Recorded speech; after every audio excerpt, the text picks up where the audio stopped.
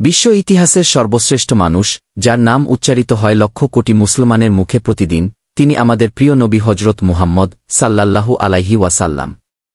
আজ আমরা জানব তার পবিত্র জীবনের প্রথম অধ্যায়, শৈশব থেকে নবুয়ত প্রাপ্তি পর্যন্ত। জন্ম ও বংশ পরিচয়। নবী মুহাম্মদ সাল্লাল্লাহু আলাইহি ওয়াসাল্লাম জন্মগ্রহণ করেন 570 খ্রিস্টাব্দে আরবের মক্কা নগরীতে। তার পিতার নাম আবদুল্লাহ এবং মাতার নাম আমিনা। জন্মের আগেই পিতা মারা যান, তাই তিনি জন্ম থেকেই পিতৃহীন ছিলেন। শৈশব ও দুধমা। তাকে লালন পালন করেন হালিমা সাদিয়া নামক এক দুধমা। হালিমার ঘরে থাকাকালীন আশেপাশে বরকত নেমে আসে, যা ছিল নবুয়তের ভবিষ্যৎবাণীর মতো এক ইশারা। মাতি ও পিতৃবিয়োগের কষ্ট। 6 বছর বয়সে মা আমিনা মারা যান। এরপর দাদা আব্দুল মুত্তালিবের তত্ত্বাবধানে ছিলেন, কিন্তু 2 বছর পর তিনিও মারা যান। এরপর চাচা আবু তালিব তাকে বড় করেন। সততা ও ব্যবসায়িক জীবন। যুবক অবস্থায় তিনি ছিলেন একজন সফল ব্যবসায়ী, অত্যন্ত বিশ্বস্ত।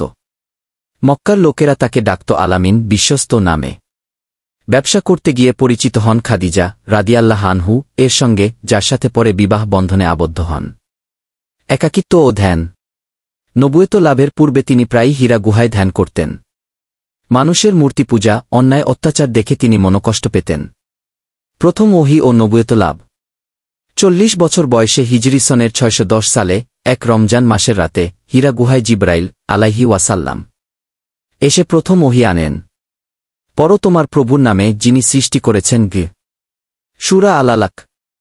এভাবেই শুরু হয় নবুয়তের মহান যাত্রা। এই ছিল আমাদের নবীজি সাল্লাল্লাহু আলাইহি ওয়াসাল্লাম জীবন কাহিনীর প্রথম অধ্যায়। পরবর্তী পর্বে জানব কিভাবে তিনি ইসলাম প্রচার শুরু করলেন, কি বাধা এসেছিল এবং তার অসীম ধৈর্য ও সাহস কেমন ছিল। ভিডিওটি ভালো লাগলে লাইক দিন, শেয়ার করুন এবং পরবর্তী পর্ব পেতে চ্যানেলটি সাবস্ক্রাইব করুন।